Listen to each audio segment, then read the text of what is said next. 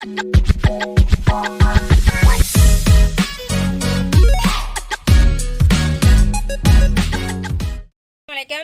Hi friend. இப்போ வந்து சப்பாத்தி மாவு எப்படி பிசைறதுங்கிறத நான் உங்களுக்கு சொல்ல போகிறேன். ஆசீர்வாத் சப்பாத்தி மாவு 1 கிலோ நான் எடுத்து வச்சுருக்கேன், 2 பாக்கெட்டு.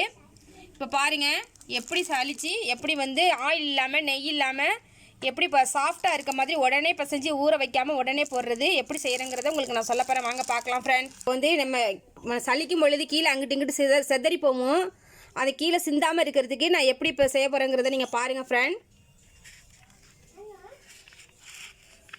இப்படி மாவு கொட்டி இப்படி நம்ம செஞ்சோம்னு சொன்னால் நமக்கு வந்து அங்கிட்டு கீழேலாம் கொட்டாது, சிந்தாமல் இப்படி அழகாக அப்படியே இங்கே பாருங்கள் சீக்கிரமும் சலிச்சிடலாம். சலிச்சாச்சு ஃப்ரெண்ட். மீதி உள்ள மாவை நம்ம இப்படி செஞ்சோம்னா அதுவும் உங்களுக்கு வந்து கொட்டிடும். பாருங்கள், இருக்காது, கீழே சிதறாது. பாருங்கள், இது ரொம்ப சிம்பிளாக இருக்கும், ரொம்ப லேட்டாகவும் நேரமும் எடுத்துக்காது. இங்கே பாருங்கள், மீதி இதில் உமி இருக்குது பாருங்கள், பார்த்தீங்களா? இங்கே பாருங்கள், தெரியுதா உங்களுக்கு? இங்கே பாருங்கள், இதை வந்து நம்ம போட்டுறணும், கீழே போட்டுறணும். இப்போ இங்கே பாருங்களேன், 1 ஸ்பூன் அளவுக்கு சர்க்கரை போடுறேன், வெள்ளை சர்க்கரை, சீனி.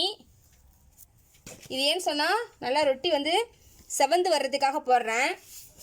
சப்பாத்தி புரோட்டா, இது கோதுமை புரோட்டா. இப்போ இங்கே பாருங்கள், தேவையான அளவு உப்பு,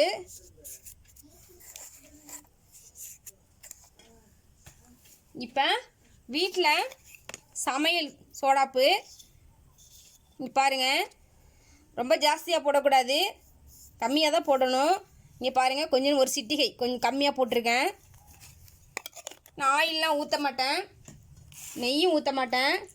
வெண்ணி தண்ணி, இங்கே பாருங்கள், கை வந்து எந்த அளவுக்கு கொஞ்சம் சூடு தாங்குற மாதிரி வெது வெதுன்னு, சின்ன குழந்தைங்க டீ குடிக்கும் பார்த்தீங்களா, வெது வெதுன்னு, அந்த அளவுக்கு வெண்ணி தண்ணி இப்போ இதில் நம்ம ஊற்றிக்கணும். இங்கே பாருங்கள், இப்போ 300 கிராம் அளவு நான் தண்ணி ஊற்றிருக்கேன், 300 மில்லி ஊற்றிருக்கேன். இப்போ வாங்க கிளறி பிசைவோம்.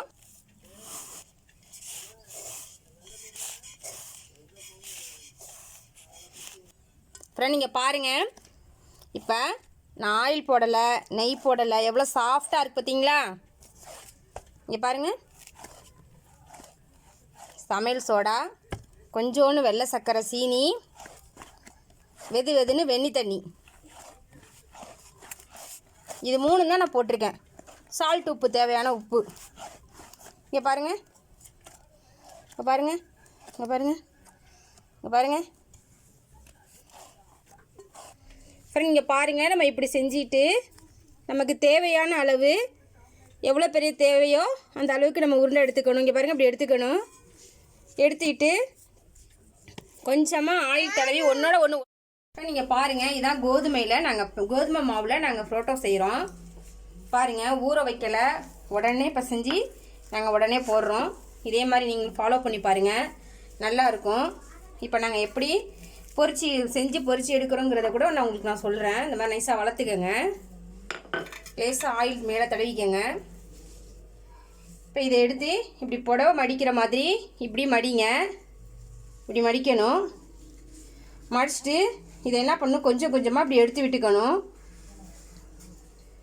எடுத்து விட்டுட்டீங்க பாருங்கள் ஃப்ரெண்ட்,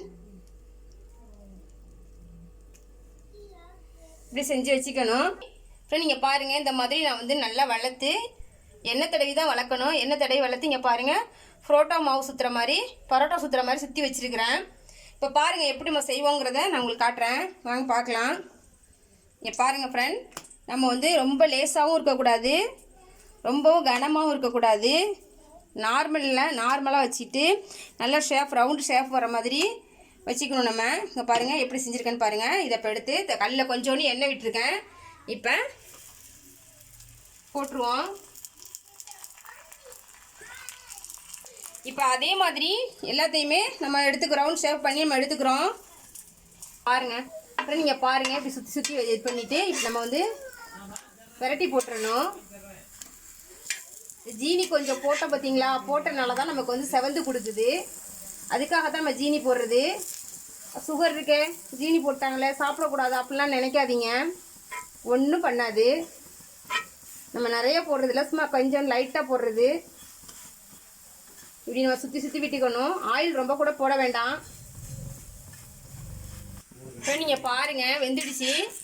இப்போ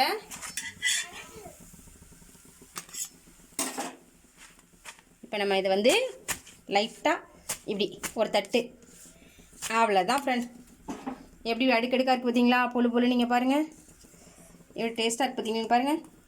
இவ்வளோதான். ஓகேவா ஃப்ரெண்ட்? பிடிச்சிருந்தா லைக் பண்ணுங்கள், கமெண்ட் பண்ணுங்கள், சப்ஸ்கிரைபர் செய்யுங்க. அஸ்ஸலாமு அலைக்கும் ஃப்ரெண்ட்.